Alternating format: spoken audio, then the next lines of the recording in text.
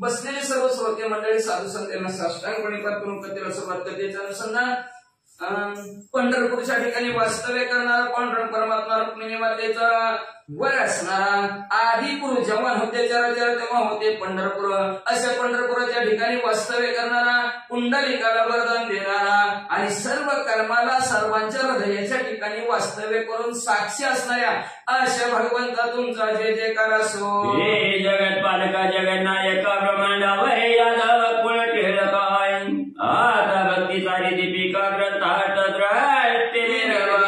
हे जगताचं पालन पोषण करणारा जगाचा मालक असणाऱ्या या ब्रह्मांडावर सत्ता दाखवणारा इथून तिथपर्यंत नाही अनेकाची सत्ता असा सत्ताधीश असणारा आता भक्ती सारूप असणारा ग्रंथ तुमच्या समोरच असणारा आणि ते चालू केलेला आहे तर त्याच्यासाठी म्हणजे असणारा तुम्ही आशीर्वाद द्यावा आणि ग्रंथावर असणारे तुमची कृपादृष्टी ठेवावे आणि आम्हाला आशीर्वाद द्यावा.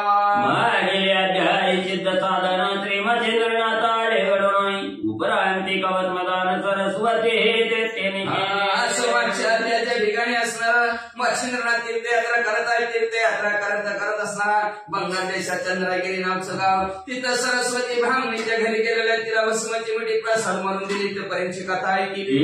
परिदैव हाताने टाकले गो महे परिवार टाकले असं म्हणजे असणारा कम नशिबाची भक्ती म्हणजे ती तिच्या नशिबातच नव्हतं दैवातच नव्हतं म्हणजे असणारा मच्छिंद्रनाथाने दिलेली भस्माची मिठी म्हणजे तिने गाईच्या शेणाच्या उकिरड्यामध्ये टाकली म्हणजे का तिच्या प्रारब्धातच नव्हतं, नशिबातच नव्हतं, म्हणून तिनं म्हणजे असणारे ती भस्माची मोठी उकिरड्यामध्ये टाकली.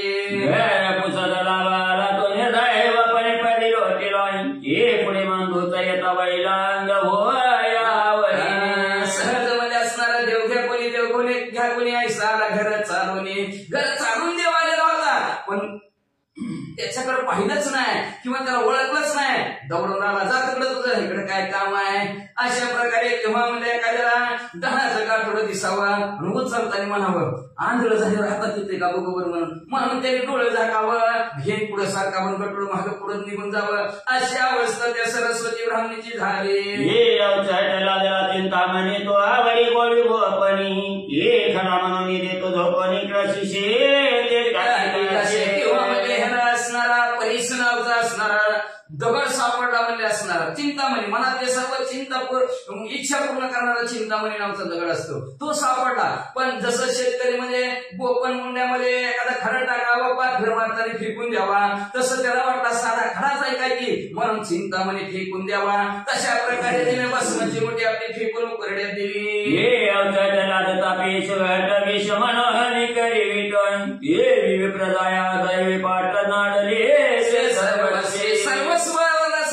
नाडली गेली म्हणजे कसं नाडली गेली, एखाद्याला म्हणजे सहज असणारा अमृत प्राप्त झालं होतं, पण त्याला वाटलं कुठल्या तरी झाडाचा रसच आहे की, म्हणून त्याने अमृताला बाजूला सारलं. तसं म्हणजे या सरस्वती मातेने म्हणजे या भस्माची मोठीला बाजूला साधव केल्या टाकलं. सहज काननी फिरता फिरता जाऊनी बैसे कल्पतर खाडताय परी दैवईचे भूत खायला तटण्या येते नाडले. कशी झाली अवस्था म्हणजे त्या सरस्वती मातेचे, जसं म्हणजे एखादं असणार चलून दमावं आणि नेमकं कल्पवृक्ष झाडाखाली बसावं, आणि ते कल्पवृक्षाचं झाड काय असतं, मनात सर्व इच्छा पूर्ण करणार. मग एक जण झाडाखाली बसलं आणि त्याला इच्छा निर्माण झाली, म्हणजे इथं म्हणजे असणार पंचपक्वानाचं ताट असावं. लोक पंचपक्वानाचं ताट आलं, कच्चून खाल्लं आणि त्याला वाटलं आता म्हणजे इथं असणार आता सृष्टीतली झोपायला असावं. झोपायला काय इच्छा आली, झोपल्यावर त्याच्या मनात आलं झोपलो इथं कोणीच नाही, राक्षसाला भूत आलं आपल्याला खाल्लं म्हणजे लगेच भूत आलं, त्याला खाऊन टाकलं. अनुग्रही आले ते बाहेर वळेचे जवळले न्याय परिधारी नाडले. सर्वस्व असणार ती मुकली गेली, आपलं असणार त्याचं भाग्य उजळलं होतं मच्छरनाथाच्या कृपेनं. पण म्हणजे तिने असणार हातात आल्याला लाभ सोडून दिला. कसं दिलं म्हणजे एखाद्याने म्हणजे जशी कामधेनू मनात ती इच्छा पूर्ण करणारी गाय असती, ती दारात आली होती, पण साधी बरड गाय म्हणून तिला हाकून दिलं, टाकून दिलं, तिचा असणार धिक्कार केला. तसा भस्माची भट्टीचा तिने धिक्कार केला.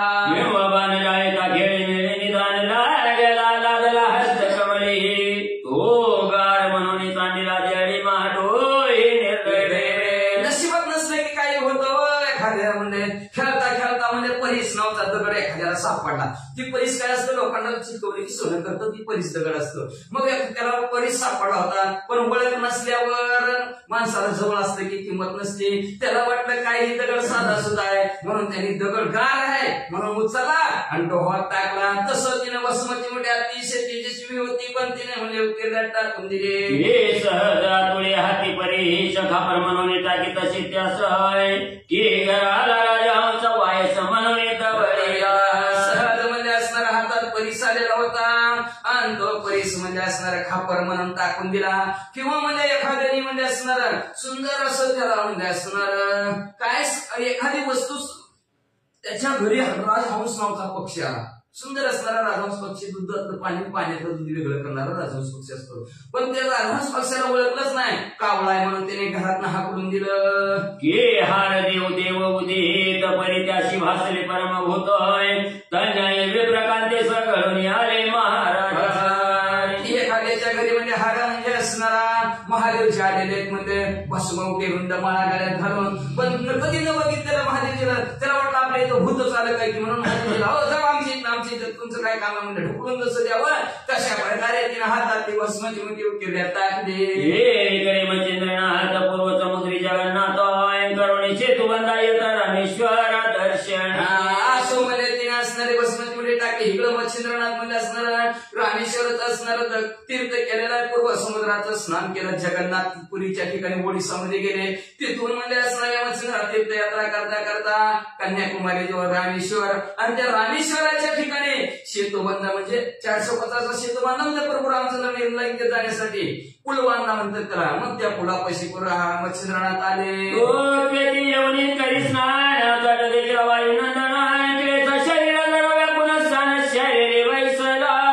सेतुबंधनाच्या ठिकाणी आले मच्छिंद्रनाथ, तर तेवढ्यात तिथं म्हाताऱ्याच्या रूपामध्ये हळूच असं असणार बसलेलं हनुमंतराया दिसले.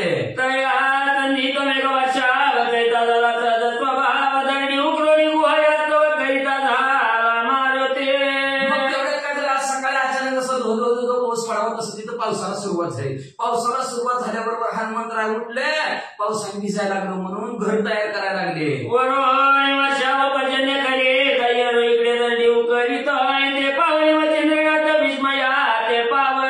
पाऊस पडतो इकडं म्हणजे त्या असणाऱ्या दरडी हनुमंतराया घर तयार करायला लागले त्या भुयेत मध्ये. मच्छिंद्रनाथांनी बघितलं आणि बघितल्यावर मच्छिंद्रनाथाला आश्चर्य वाटलं. काय म्हणते तो मूर्ख बहुत आहे, आता कैशी सदन निश्चित शरीर रक्षावया. जाऊ का नाही मच्छिंद्रनाथाने गपचिप केलं नंतर त्या हनुमंतरायाकडे बघितलं म्हणजे माकडामध्ये मूर्ख आहेस काय म्हणजे, अरे बाबा शरीराचं रक्षण करायसाठी आधीच घर बांधावं लागते म्हणजे, पाऊस सुरू झालं घर बांधत असतात काय. पर्जन्य वर्ष विशाळधार यात कधी करशील रे घर, जायचे तस्करी लुटल्यावर दीपातेल भरिताच्या. पावसात मध्ये घर बांधायला लागला म्हणजे सिमेंट वाळून राहिले ना म्हणजे तुझ्या घराची म्हणजे जाईल तू वाहून म्हणजे असणार, आधीच घर बांधावं लागतं म्हणजे असणार. कळते का नाही तुला मागला असं मच्छिंद्रनाथ म्हणजे. अरे म्हणजे घरात स्वारपे घर सगळं लुटून गेलं, मग दिवा लावायला लागलाय का बाईला गेली झोपा केला त्याचा न्याय घडून आला की सदर ते पावत लागला खूप खाणे विजवावया. असणार बाहेर गेला झोपा केला काय उपयोग आहे म्हणजे असणार, परत आवडून धरून म्हणजे असणार काय उपयोग आहे काय, काहीच नाही म्हणजे. किंवा जसं घराला आग लागली, आग भिजवायची, मग आगाडीला फोन करायचं नाही ना, ती म्हणला हिरच खणतो म्हणला, पाणी लागलं की आजच घराची येतो म्हणला. असं असतं का हनुमंतराया. पट्टा काळ भात मग वाचिता वया स्तोत्र सहायची मग परवा पीडिता तू त्रशातास खूप खान म्हणता. मग एखाद्याच्या गळ्याला असणाऱ्या काळ रुपये 5 लागलेला आहे आणि काळ रुपये 5 लागल्यावर मग मला आता कुणीतरी आंबट कुठल्या तरी झाडाचा रस आणावा पाजावा, मला आंबट करून टाकावं म्हणजे असणार. तेव्हा इच्छा करून काय उपयोग आहे, तेव्हा नामस्मरण काय उपयोग आहे म्हणजे त्याच्यामध्ये. किंवा म्हणजे असणार काय केलं एखाद्याला तहान लागली म्हणून ती मला थांबा हिरच खांबतो ताणच भागवता, असं कुठं होत असतं का. असं मच्छिंद्रनाथ हनुमंतराय पेटला महिला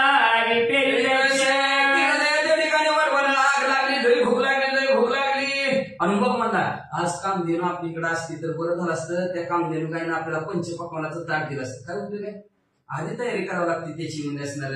किंवा म्हणजे असणार पाऊसच नाही पडला, काहीच नाही गेल्या आठवड्यासारखं खोकाट, आणि त्याच्यात पेरलं म्हणजे शेतकऱ्याने. काय उपयोग आहे का.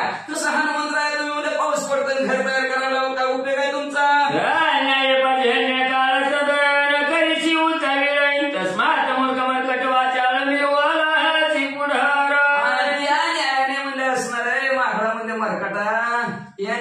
पाऊस पडते पावसात घर बांधायला लागला म्हणजे आधी तयारी करावी लागते असते म्हणजे तू तयारी केली नाही काही नाही, आता घर बांधायला लागला माकडा लय बडबड करायला लागलं असं मच्छिंद्रनाथ तेव्हा हनुमंतरायला बोलले.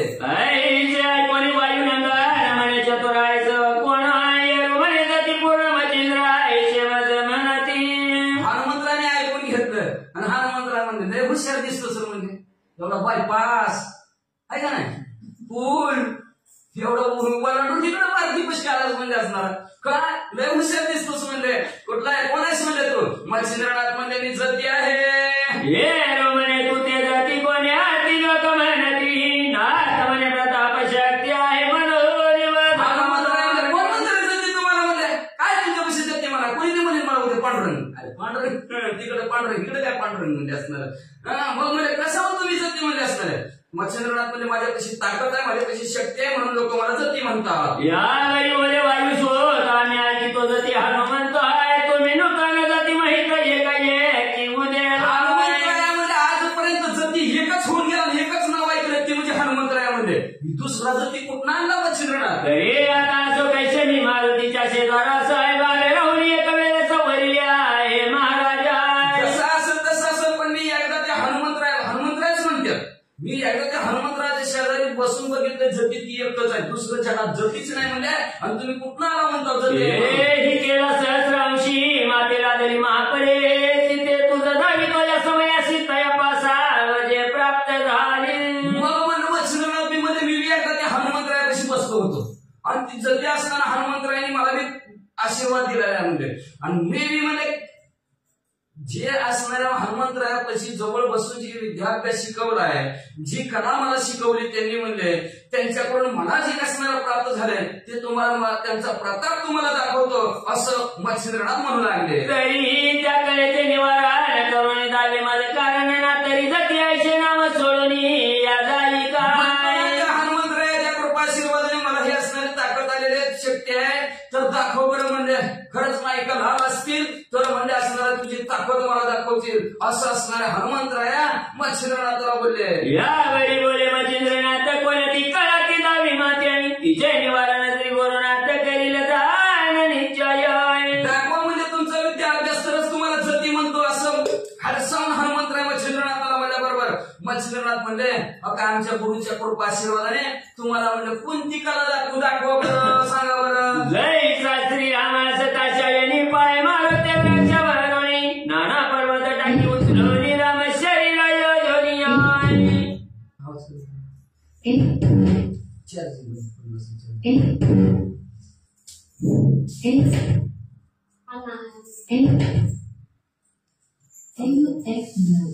जय श्री रामास ताशायनी पाय मारते वृक्षावरोनी, नाना पर्वत टाकी उचलून राम शरीरा योजनिया. मग जसं म्हणजे असणार कसे दाखवतो ताकद म्हणजे मच्छिंद्रनाथ म्हणजे असणार बरोबर. रामचंद्र लक्ष्मी म्हणजे 14 वर्षाचा वनवास, आणि त्या वनवासाला बाहेर गेलेले होते, आणि सीता मावलीला राजा रावणाने पळवून नेलेलं होतं. मग एक दिवशी असणार प्रभू रामचंद्र सीता लक्ष्मणजी बसलेले होते. सहज झोपले असणार लक्ष्मणजीनं मांडीवर प्रभू रामचंद्राला झोपवलं. प्रभू रामचंद्राचं असणार लक्ष वर गेलं, वर हनुमंतराय होते, आणि हनुमंतराय वर होते. बसल्या वर बघितल्या हा प्रभू रामचंद्र म्हणजे वानर असतं कसं आहे म्हणजे, ह्याला जन्मताच ब्रह्म कासवटे म्हणजे, जन्मताच ब्रह्म कासवटे असं म्हणजे ते हनुमंतरायाने ऐकलं वर झाडावरच्या. मग हनुमंतरायाला एक दिवशी हनुमंतरायाने त्यांच्या आईला विचारलं होतं, आई माझं गुरु कोण आहेत म्हणजे, माझं गुरु कोण, माझा देव तरी कोण आहे सांग म्हणजे. आई म्हणली, जो कोणी तुझी ब्रह्म कासवती वळकील तो तुझा गुरु. असं हनुमंतरायाला त्यांच्या आईनं सांगितलं अंजनी मातेने.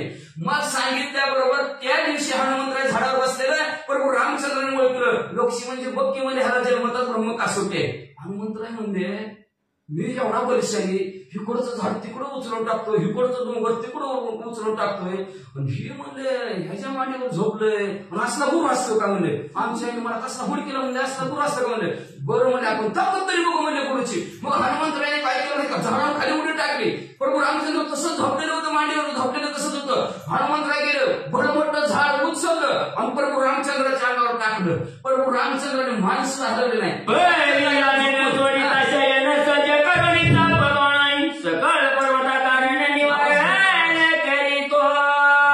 मग म्हणजे असणाऱ्या प्रभू रामचंद्राने कुठल्याही प्रकारचं मान न हलवता, जागचं न उठता, वरच्यावरी असणाऱ्या त्या पर्वताचं झाडाचं खंडन हनुमंतरायांनी टाकलेलं केलं. धन्य गुरु राजा सकळ आरती पुरविल तो, सकळ ब्रह्मांडाचे वजन खाली धरिल तो. अशी ताकद आमच्या गुरुवार्याकडे जशी प्रभू रामचंद्राकडे ताकद होती हनुमंतराच्या पर्वताचे निवारण करायची, तशी आमच्या गुरुच्या ताकद आहे का, तर एवढे गुरुच्या असणाऱ्या हातात ताकद आहे का, ब्रह्मांड करगुणावर उचलायची ताकद आहे आमच्या गुरुच्या हातात. ते तुझी मग टाकत हा किती आशे लावी आपण, फार करशील पाषंड टाकून झोकशील कवळी. मग काय म्हणजे असणार मागणं मरकाटा म्हणजे असणार, किती म्हणजे असणार, बोलतो काय काय दाखवलं म्हणजे तुला थांब दाखवतो म्हणजे असणार. उगत तसलं मूर्खासारखं बडबड करू नको म्हणजे, आता उचलून टाकणं तीर म्हणजे तुला असं मच्छिंद्रनाथ म्हणतं. आता का करीशी उशीर मर्कटा धावी चमत्कार, ऐकता वायू कुमार पूर्ण चित्ती क्षोभर. तुझ्या गुरुकडे काय ताकद आहे, तू बी दाखव म्हणजे लय म्हणतो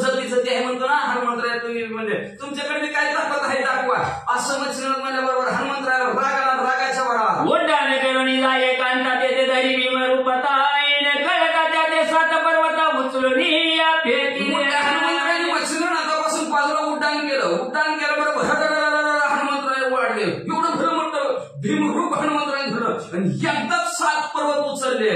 नभमंडपी ढगाचं महान पर्वत येत असे पंथी गगन ते मच्छिंद्रनाथ दृष्टी पाहून स्थिर स्थिर म्हणत आकाशात ढग दिसावं, ढगासारखं 7 पर्वत असणाऱ्या मच्छिंद्रनाथाकडे हनुमंतरायांनी टाकल्याबरोबर मच्छिंद्रनाथाने बघितलं म्हणजे स्थिर, थांबा थांबा. वाट प्रेरक मंत्र शक्ती वाटेत कोंदली पर्वती तो इकडे आणि मारुती दुसरा पर्वत भेटीत काढली, त्याच्यावर वाट प्रेरक वाड्याचा मंत्र्याचा असणारा मंत्र म्हणले भस्मची टाकली, पर्वताचं वाऱ्याने दुसरीकडे पर्वत गेला, तर हनुमंतरांनी दुसरा टाकला. हो दुसरा म्हणता तिसरा येता चौथा पाचवा छटा निशतोई मग एकाची मंत्रे करुणी वातवत ठाईचे ठाई रोधिला दुसरा टाक असो, तिसरा टाक असो, चौथा असो, हजारो पर्वत हनुमंतरांनी मच्छिंद्रनाथाकडे टाकले गेले, पण एकच वात प्रेरक मंत्रांनी सगळेचे पर्वत जागेवर थांबविले.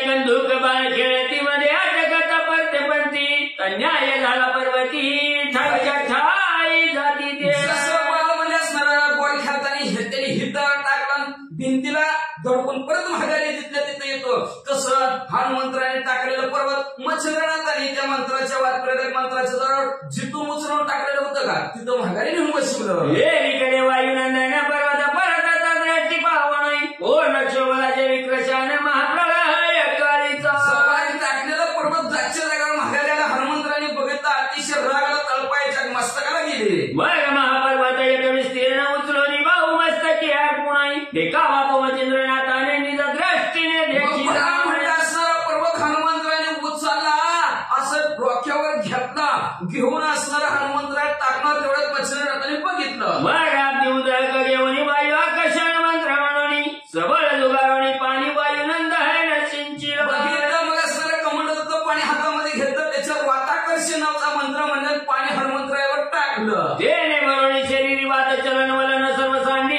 ऊर्ध्व झाले दोन्ही हात मावळी पर्वत राहिला. मग म्हणजे असणार लगेच ती पाणी हनुमंतरायाच्या अंगावर मंत्राचं पडलं, पडल्याबरोबर श्वासोश्वास हनुमंतरायाचा बंद पडला की ती पर्वत डोक्यावर घेतलेला तसाच वर हात तसंच डोक्यावर वज घेऊन हनुमंतराय उभा. मग ते जैशी स्तंभावरी रचिनी मारुती द्वारकापुरी ते मारुती शिरावरी पर्वता ते मिरवी तशा जसं म्हणजे असणारे द्वारका खांबावर उभा केली तशा प्रकारचा हनुमंतराय पर्वत घेऊन उभा राहिले म्हणतात. खाली टाकावयानं चले बळ जेवी विरला हात विकळ पदी चालावया ही बळ काही एकांना चाले खाली पर्वत टाकावं म्हणलं तर हाती हे हाताला गेलं, पर्वत हे टाकता येईना, पाय हलवावं मागं पुढे सरकावं म्हणलं तरी सुद्धा सरका येईना, काही हनुमंतरायचं चालना जाग्यावर खांबासारखे उभा. ते पाहुणी या दिन वाळ हृदय कवळीतात आणि हेळ मग प्रत्यक्ष होऊन वदय असाल सोडी बाळा ते परिस्थिती हनुमंतरायाची बघितली, अतिशय दिन केविलवाने हनुमंतराय झालेल्याच, काय हालता येईना बोलता येईना. तेवढ्यात त्यांचे वडील आता तिकडे जाईल, तिकडे त्यांचे वडील आहेत, वारा त्यांचे वडील हनुमंतराय. मग त्यांनी बघितलं आपल्या पोराची अशी परिस्थिती, मच्छिंद्रनाथाच्या जवळ गेले आणि मच्छिंद्रनाथाला म्हणले सोडावं आमच्या बाळाला एवढी फजिती करू नका. अवश्य मनोहर मच्छिंद्रनाथ पुन्हा प्रेरीला मंत्र वाताई माग मौलीचा उतरून पर्वत ठाईचे ठाई ठेविलं बोलणं मच्छिंद्रनाथाने ऐकल्याबरोबर लगेच पुन्हा भस्मची निघाली, त्याच्या वात प्रेरक वार सोडायचा मंत्र म्हणजे लगेच हनुमंतरायाचा श्वासोश्वास सुरू झाला, वरचा पर्वत जिथं होता तिथं लिहून ठेवला. चलन वलन वात शक्ती संगीत झाली दे स्थिती मग समीप येऊन नाता प्रति धन्य धन्य बोलणं चालू झालं गेलं म्हणजे आपल्या ध्यावर हनुमंतराय आल्याबरोबर मच्छिंद्रनाथाच्या जवळ गेले, मच्छिंद्रनाथाला म्हणजे धन्य धन्य मच्छिंद्रनाथ तुम्ही. या घरी बोलता झाला आणि हे मारुती तुझे न चले बळ तुझं माझा अति निर्मळ बांधणी केले सिद्धाने. हनुमंतरायाच्या वडील वायुदेव हनुमंतरायाजवळ गेले आणि हनुमंतरायाला म्हणले बाबा ह्या नाथ महाराजाजवळ तुझं ताकद चलत नाही, माझं ताकद चलत नाही. त्यांच्याजवळ असा मंत्र आहे की त्या मंत्राने मला बी बांधून ठेवते, तुला बी बांधून ठेवते. जेने तुझी या बापा बांधिले त्याची तुझे भय काय आले त्याचे आचरण त्याचे झाले भक्ती शक्ती घडली. अरे ज्याच्याकडे बाप तुझ्या बापाला बांधायची ताकद आहे ती तुला काय करेल बाबा, म्हणजे तुला तर डबल बांधते की म्हणजे असणार म्हणून हनुमंतराया त्यांना महाराज म्हणजे त्यांचं आचरण वागणूक बी तशीच आहे, त्यांची शक्ती बी तशीच आहे आणि त्यांची भक्ती बी तशीच आहे. मनसी सिद्धाची मंत्र शक्ती अघटिता सेवलता उक्ती तरी माझी भक्ती गुरुची शक्ती ईश्वरी वाचा म्हणजे असणारी ती सिद्धांची मंत्र शक्ती ताकद आहे म्हणजे त्या मंत्रात म्हणजे अघटित आहे, बोलताच येत नाही, वाचेली सांगताच येत नाही एवढी ताकद आहे त्याच्यात. का तर त्यांच्याकडे त्यांच्या गुरुची भक्ती आहे, त्याची ताकद आहे म्हणजे. आणि गुरुच्या भक्तीच्या शक्तीच्या द्वारावर त्यांची असणारी वाचा ईश्वरी वाचा म्हणजे त्यांच्या मुखात येतं ती देवाचंच येतं म्हणजे वाचा. तुल्या पाच शक्ती क्रियावंताशी सकळ देवता होती दासी ऐशी ऐकोनी अंजनी सुताची परमानंद मिरवला. ज्याच्याकडे गुरु भक्ती शक्ती आहे, ज्याच्याकडे ईश्वरी वाचा आहे म्हणजे असणार त्याला सर्व असणाऱ्या क्रिया कुठलीही कार्य करायचे त्याला जास्त कुठलंही काही अवघड जात नाही म्हणजे असणार सर्व देवता त्याच्या दाशी होतात. बघा गोड माणूस बोलायला लागला की त्याच्याकडे कोणी आपण म्हणतो नाही एखाद्याला गोड बोललं तर वरचं पाकू खाली उतरत त्याला ईश्वरी वाचा म्हणायचं. तसं वाचा ईश्वरी वाचा म्हणजे काय, गोड गोड बोल की कोणी कोणाला काही बोलतो म्हणजे तशा प्रकारचा हनुमंतरायाने वायुदेवाचं बोलणं ऐकलं वाय आनंद असणाऱ्या हनुमंतरायाला झाला. या उपराहंती कमचींद्रनाथ मारुत मारुती यांच्या चरणी लागतोय म्हणे येतोरी तुमचे सख्य उचित मज वरती असो का. याच्यानंतर मच्छिंद्रनाथ उठले, वायुदेवाच्या हनुमंतरायाच्या पाया पडले आणि पाया पडून म्हणले इथून पुढे माझ्याकडे तुमचं लक्ष राहू द्या, तुमचं आणि आमचं सख्यत्व असू द्या. प्रसन्न चित्ती समीर मारुती म्हणती मारे तत्व कार्यार्थी आम्ही वेंचो आणि आपुली शक्ती सुख संपत्ती तुझा. मग हनुमंतराय बी प्रसन्न झाले, वायुदेव बी प्रसन्न झाले आणि प्रसन्न होऊन असणाऱ्या मच्छिंद्रनाथाला म्हणाले तुमच्या कार्यासाठी म्हणजे आमची सर्व शक्ती पणाला लावू, सर्व ताकद पणाला लावू आणि तुमच्या कार्यासाठी आम्ही जिथं म्हणाल तिथं उभा राहू. जैसे दानवांच्या काजा कवी महाराज भूषणावर ठेवो जाय देवी तत्व कार्यार्थी भोज शक्ती आपुली वेचो आम्ही. जसं म्हणजे असणारे शुक्राचार्य राक्षसासाठी म्हणजे त्यांनी आपला जीव पणाला लावला तसं हनुमंतराय म्हणू लागले मच्छिंद्रनाथ तुमच्यासाठी काय पण की सागरी किटवी अंड्या करिता गरुड शक्ती झालाव्यांची ताई देवी महाराजा तत्व कार्यार्थ शक्ती आपुली वेचो सागरात म्हणजे जसं म्हणजे असणार टिटवी आणि तिचे अंडे सागराला काय तिथे टिटवीला त्या अंड्याला काय कमी केवढी सांग केवढा सागर बरा मोठा सागर पण ती टिटवी अंड्याला लहान घेऊन जाईल का नाही पण तिथं त्याने आपल्या गरुडाने सर्व असणारी शक्ती पणाला लावली लहानच पुढे दिली ना टिटवीच्या अंड्याकडे आणि जागच्या जागा समुद्राला त्यांनी थांबवलं गेलं. तशा प्रकारे जशी गरुडाने आपली ताकद टिटवीची अंडी वाचवण्यासाठी ताकद लावली तसं हनुमंतराय म्हणू लागले मच्छिंद्रनाथा तुमच्या कार्यासाठी आम्ही आमची ताकद लावू. ही विधीच्या संकटात विष्णू मत्स्य अवतार घेतोय न्याय तत्व कार्यार्थ शक्ती आपुली वेचो. तसं असणाऱ्या ब्रह्मदेवाचं असणाऱ्या वेदच म्हणजे शंकासुराने चोरून नेला हातातले वेदच आणि शंकासुर बसला पाण्यात. मग पाण्यात लपून बसल्यानंतर भगवंताची आराधना केली आणि भगवंत म्हणजे माशाच्या रूपात प्रकट झाले आणि शंकासुराला संपूर्ण त्याच्या हातात असणारे वेद आणले. असे हे भगवंतानी जशी आपली ताकद लावली ब्रह्मदेवासाठी तशी आम्ही आमची ताकद लावू. हनुमंतराय म्हणतात हे अवश्य ऋषींचे शापप्राष्टी स्वय विष्णू झाला कष्टी न्याय तुझ्यासाठी शक्ती आपुली वेचो की. जसं असणाऱ्या ऋषीनं शाप द्यावा, कुठल्या ऋषीने शाप द्यावा? दुर्वास ऋषीने शाप द्यावा. कुणाला देवा? अंबरीश राजाला शाप द्यावा.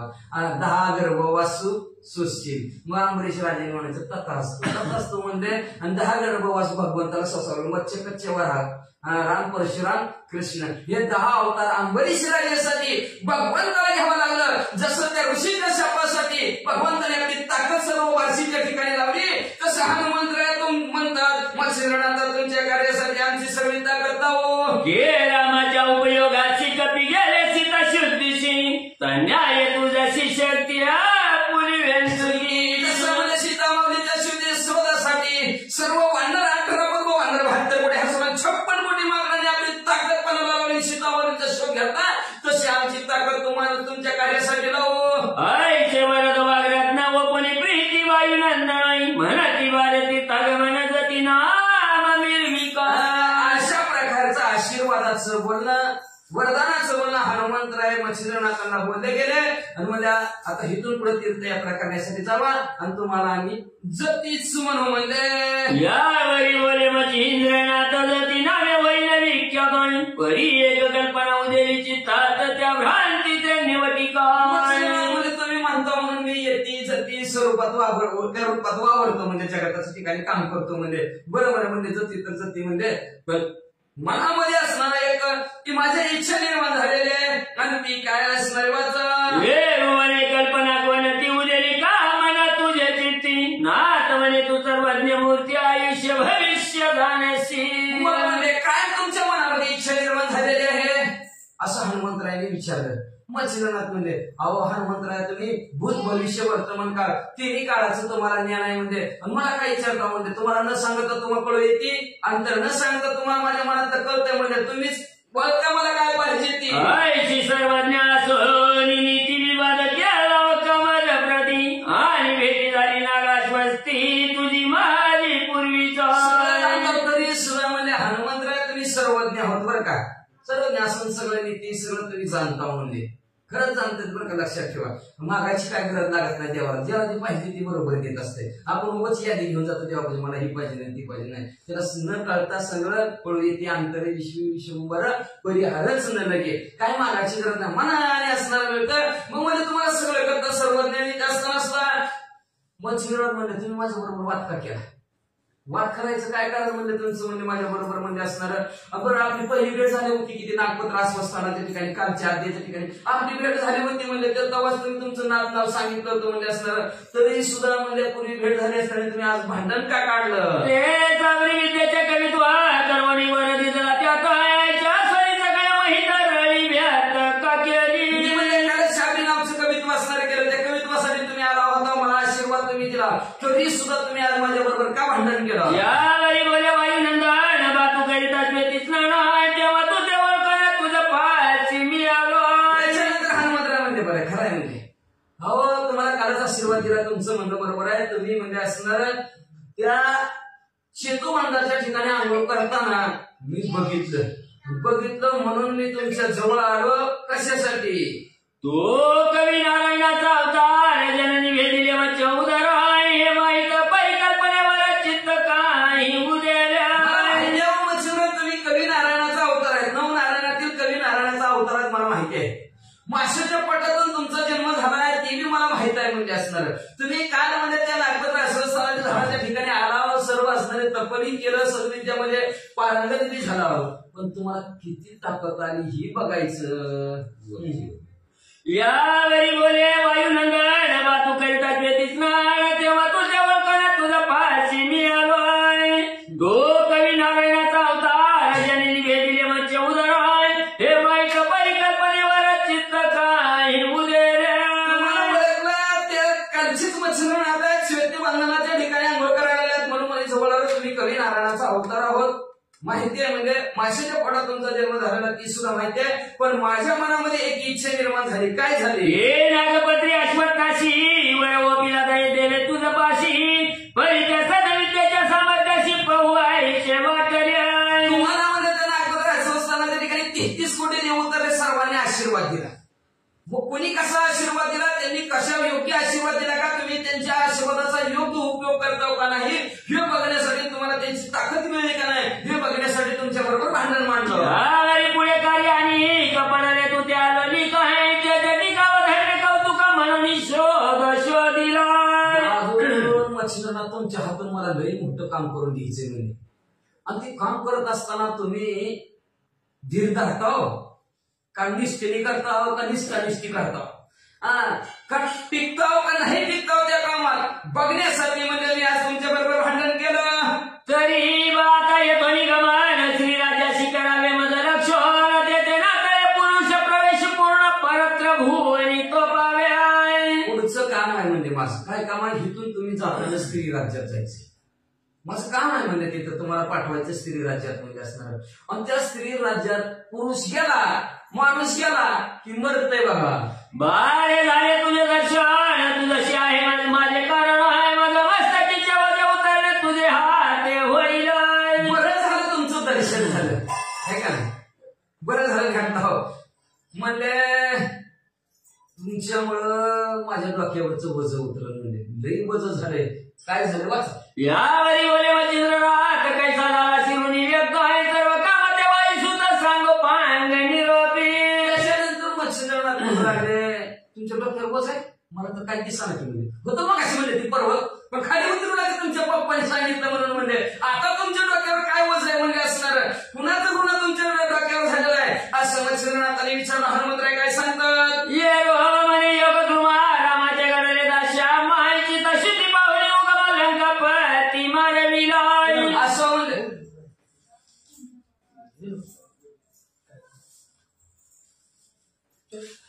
असं म्हणले असणार. सीता माऊलीच्या शोधासाठी आम्ही सर्व गेलो होता. प्रभू रामचंद्राबरोबर गेलो. प्रभू रामचंद्राचा दास होऊन गेला, सेवक म्हणून गेला.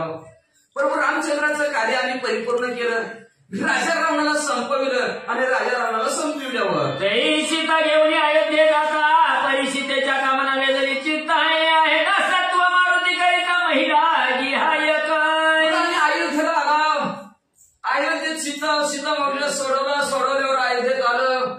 अयोध्येत आल्याबरोबर मी आपलं हात जोडणं त्यांच्या समोर उभा, सन्मुख सामोरा उभा हात जोडूनच उभा होतो सारखं. मग लय दास्यत्व हनुमंतराय करतात म्हणजे. मग सीतामाऊलीने माझ्याकडे एक दिवशी बघितलंच म्हणजे, आणि बघून मला म्हणले दास्यत्व करावं तर हनुमंतरायने आणि दास असावा तर हनुमंतरायासारखा.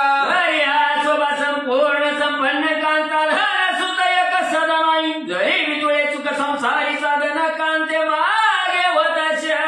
माझ्याकडे बघत सीतामाऊली काय म्हणल्या माहितीये का, म्हणल्या सगळं संपूर्ण होईल कधी माणसाचं जीवन. कांता म्हणजे बायको असली तर, धन असले तर, मुलं असलं तर, घर असलं तर, मग म्हणजे तो असणारा संसारात सुखी आणि पत्नी बरोबर सुखी होईल असं माझ्याकडे बघून म्हणू लागले. मारुतीशी कांता करून भोगवू सर्व सुख संपन्न नाही परी ब्रह्मचारी भजन मान्य काही लकी नाही. माझ्याकडे बघत त्यांच्या मनात आलं की हनुमंतरायाला आपण घरस्थी करायचं, त्यांना ती चांगली गावातली कुठली तरी मुलगी बघायची, लग्न असणाऱ्या हनुमंतरायाचं करायचं, संसारात हनुमंतरायाला जी सुख आहे ते सुखाचा उपभोग हनुमंतरायाला घ्यायला लावायचा असा विचार सीता माऊलीच्या मनात आला होता. पण बोलायचं कसं, ब्रह्मचारी असणाऱ्या हनुमंतराय म्हणजे बोलायचं कसं म्हणून बोलल्याच नाही.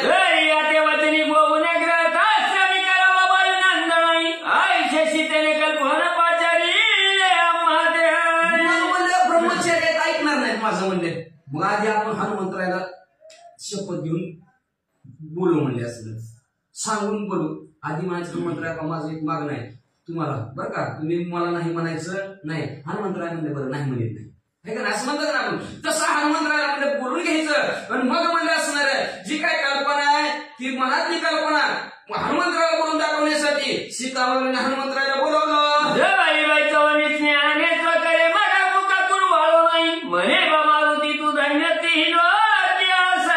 सगळं हनुमंतरायाला बोलून घेतलं, जवळ बसवलं, डोक्याला हात फिरवला, अंधाराला बांधलं आणि हनुमंतरायाला म्हणले वा वा वा का हनुमंतराय तुमच्या सगळं स्वर्गमूर्ती पातळात मालकाची सेवा, गुरुवर्याची सेवा, प्रभू रामचंद्राची सेवा करणारा कुणीच नाही.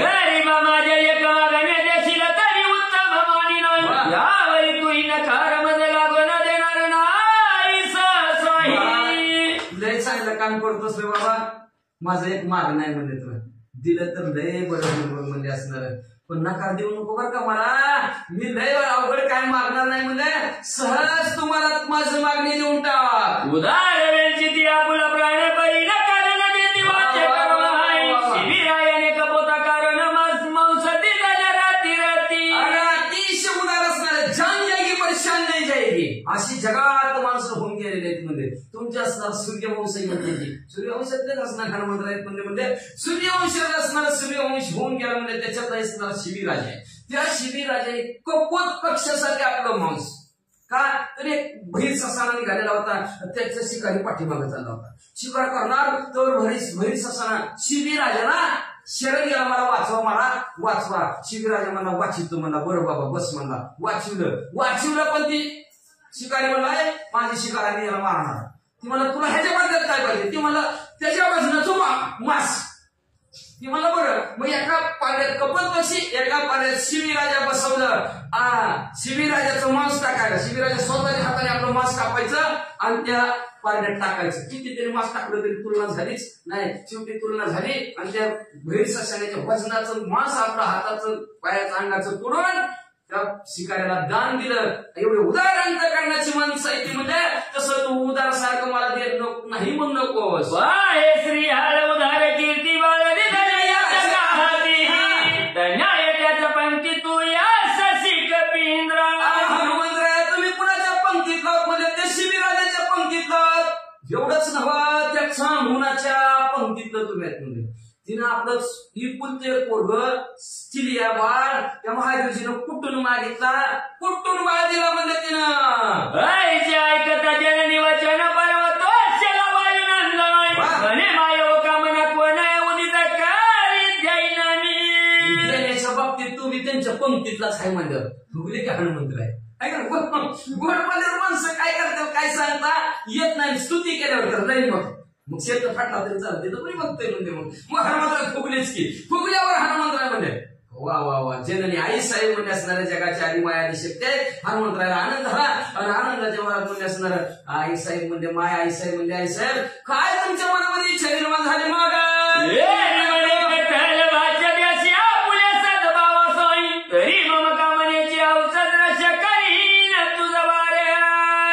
शपथ देऊन सांगितलं तर हातात टाळी देऊन बोलला तर मग मी बोलते बघ म्हणजे असणार आहे.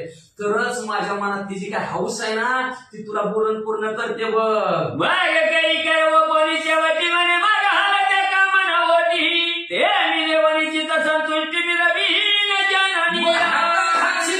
हनुमंतराने टाकला. हनुमंतराय म्हणजे आनंदयुक्त अंत करणारे तुम्ही सीतामावली जी देव असाल ती मी द्यायला तयार आहे.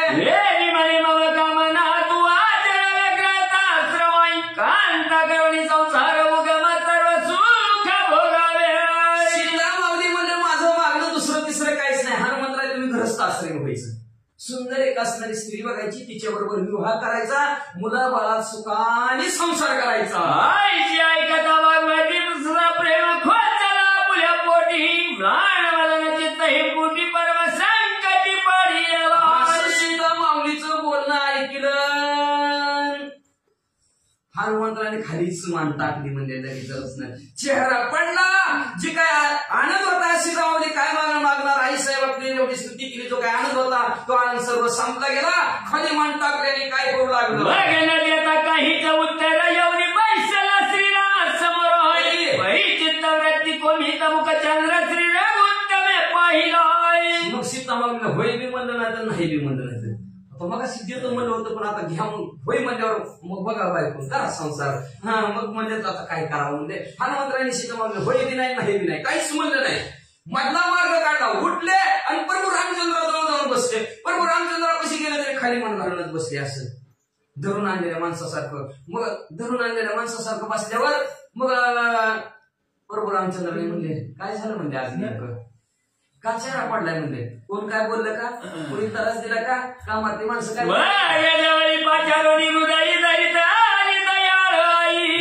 म्हणे बाळे तुझा व्यर्थ केली मुखचंद्र प्रभू रामचंद्र गेले असणारे हनुमंतरायाच्या डोक्याने हात फिरवला आणि हात फिरवून म्हणले असणार दयाळू आई. प्रभू रामचंद्राला आई म्हणलं बरं का अधिष्ठान ईश्वर आहे ती आणि दयाळू असणारे शांत असणारे प्रभू रामचंद्र बाळामध्ये असणारे का तुझा चेहरा पडला गेला म्हणजे का तुला असणार कुठल्या संकटात पडला कोण काय बोललं प्रांजली सर्व कथन श्रीराम हाते निवेदून नेत्री अश्रुमला नवदन मी करणीय बैसलो. सर्व प्रांजल मनाने प्रभू रामचंद्रला माझं मी कथानक सांगितलं. बघा किती आई साहेब अशा म्हणल्या मला म्हणतात बायकोच करा म्हणते तुम्ही म्हणते का मला बायकोच करा म्हणते ते पोरं बाळा सुखा आणि संसार करा म्हणते ती असं मन सांगत असताना हनुमंतरायाच्या डोळ्यात घळगळा अश्रू वाहू लागला रडत बसले. अंतर साक्षर रघुकुल टिळक मन बळन मन दुःख श्रीराजाच्या श्रिया सकली कांता सती तुझ्या अंतर साक्षी असणाऱ्या प्रभू रामचंद्राने म्हणजे हनुमंतराय म्हणजे रडू नका म्हणजे शब्द दिला नाही सीतामावलीला. बरं होय तर होय तर होय तर होय म्हणजे आता तसं वाढता येत नाही ना रघुकुल केलं असणारी रीत आयशी चलत आहे जान जाएगी पर शान दे दिलेला शब्द पाळण्यामध्ये अतिशय तत्पर असणारे प्रभू रामचंद्राचे वंशाचे सर्वचे सर्व मग ते म्हणजे असणारे असू द्या प्रभू रामचंद्र म्हणजे हनुमंतराय काळजी करू नका तुम्ही म्हणजे असणार अहो ती स्त्री राज्य आहे ना त्या स्त्री राज्यातल्या सगळ्या बायका तुमच्या बायकाच आहे ते म्हणजे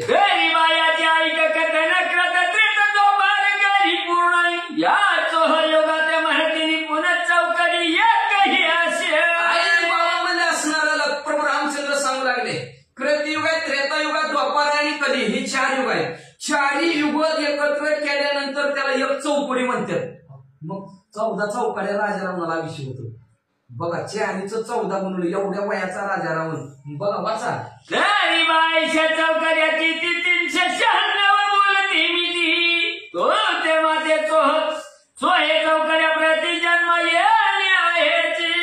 बाबा अशा किती 396 चौकड्या आहेत म्हणतात एक संपली की एक येणार एक असं 396 आहे आणि ह्या 396 मध्ये तुला बी जन्माला यायचंय मला बी जन्माला यायचं असं प्रभू रामचंद्र म्हणतात मी 99 रामाची तू ही 99 मारुती आणि लंकाधीश याचा नीती 99 असे तो हनुमंतराव तुम्ही बी 99 आहे आणि तुला राजा रावण बी 99 म्हणून मध्ये असणार आपल्याला ही असणार हे चौकड्या असणाऱ्या 396 चौकड्या तुला बी मला बी राजा रावणाला बी जन्माला यायचंय यावेळी 14 चौकड्यांचे राज्य रावण करिता करीला शिवयती वचन परी 14 चाक्र मागून खड्याला विधी देतो मग म्हणजे असणारा याच्यानंतर म्हणते ती राजा रावण 14 चौकड्या एवढं वय वस्तू राज्य करेल म्हणते काय राजारावण बघा एवढा भला मोठा राजारावण एवढं वय म्हणजे राजारावणाचं वय म्हणजे असणारा आणि शेवटी म्हणजे असणारा 14चा ताकडा 14 वर्ष प्रभू रामचंद्राला वनवास 14 चौकड्या राजारावणाला वनवास असणारं आयुष्य हे असणाऱ्या ब्रह्मदेवाने लिहूनच ठेवलं पुन्हा उरला वरीला एक चतुर्थाची तुझ्या चौकड्या राज्य करीत परी सांगावा या कारण त्यात आपण चौथा भाग आहे तो उरलेला म्हणजे त्या तेवढ्या चौकड्याचं राज्य राजा रावण 14च करेल बाकीचं आपल्याला म्हणजे असणार जन्मजन्मांतरी असणार आपल्या पृथ्वी तलावर आपल्याला राहायचंच आहे म्हणजे ह्यात सांगायचं कारण काय तर हे 14 चौकड्या झाल्यानंतर आपल्याला जाऊन राजा रावणाला मारायचंय मारल्यावरी श्री राज्यात जाणे लागे मारुती तुझे तरी बापाळी तुझी निश्चित आहे ती भोगिका म्हणजे असणार 14 चौकड्याचा राजा रावणाचा आयुष्य संपलं आपण त्याला मारला आता अयोध्येत आलो म्हणजे आपण आता अयोध्येत आले मग आता तुला श्री राज्यात जावं लागणार म्हणजे असणार आता तुमची वेळ आलेली आहे तर तुम्ही श्री राज्यात जावा असं हनुमंतराला बरोबर रामचंद्र म्हणले ऐसे म्हणत श्रीराम वहिला मग त्याचे प्रश्न केला आहे की जर कसोटी आहे मनाला भेटी केली का मराठी असं प्रभू रामचंद्र म्हणले श्री राज्यातल्या सर्व स्त्रिया तुमच्या बायका जातात तुम्हाला आता श्री राज्यात जावं लागतंय मग हनुमंतराय म्हणले मी प्रभू रामचंद्राला प्रश्न केला मला जन्मतच ब्रह्म कसोटी आमच्या आईनच मला लग्न बघितलं नाही जन्माल्यापासून तर मग म्हणजे मी असणार घरचे असणार कसं होऊ राम म्हणे बाऊंवर येते आज बसणे असे मारुती तयाच्या भूक स्वच्छ संगती गरोदर होती त्या स्त्रिया रामचंद्राने आशीर्वाद देऊन टाकला हनुमंतरायला म्हणजे आजपासून हनुमंतराय उर्धवर आहेत हनुमंतरायाचा श्वास आणि स्त्रीचा श्वास एकत्र मिसळला की ती स्त्री गरोदर होईल तरी तू सकाळ संशय सांगण शैल शिकारी गमन तुझे ब्रह्मचारी पण टाळत नाही महाराज काय संशय धरू नका आजपासून तुम्ही स्त्री राज्यात जावा म्हणजे असणार तुमचं जे काय ब्रह्मचर्याचं व्रत आहे त्याला डागच लागणार नाही ऐशी वार्ता होतानी चिती मदन शिकारी शैल देशप्रती यावरी तेथे स्त्रियांग प्रति मेनका नामे विराजली अशा प्रकारची वार्ता झाली मच्छिंद्रनाथाला हनुमंतरायांनी सांगितलं आणि सांगितल्या बरोबर मी स्त्री राज्यात गेलो पण त्या स्त्री राज्यातली राज्यात स्त्रीच होती महिलाच होती एक म्हणजे आणि तिचं नाव मेनका होतं ती त्या पृथ्वीची देशवार्ता किंवा झाली की पुरुष कांताई देश देश उभय रमत आले स्वइच्छ काय सांगायचं मच्छिंद्रनाथा ती स्त्री राज्यातच होती कुठनं कशी तिला बातमी लागली काय ती म्हणजे त्या टीव्हीत लागली का मोबाईल मधनं लागली व्हॉट्सअप मधनं लागली कुठनं लागली काय ती म्हणजे असणार जगात सगळे म्हणजे स्त्री पुरुष राहतात म्हणजे आणि एकत्र संसार करतात म्हणजे दोघं अशी तिला बातमी लागली.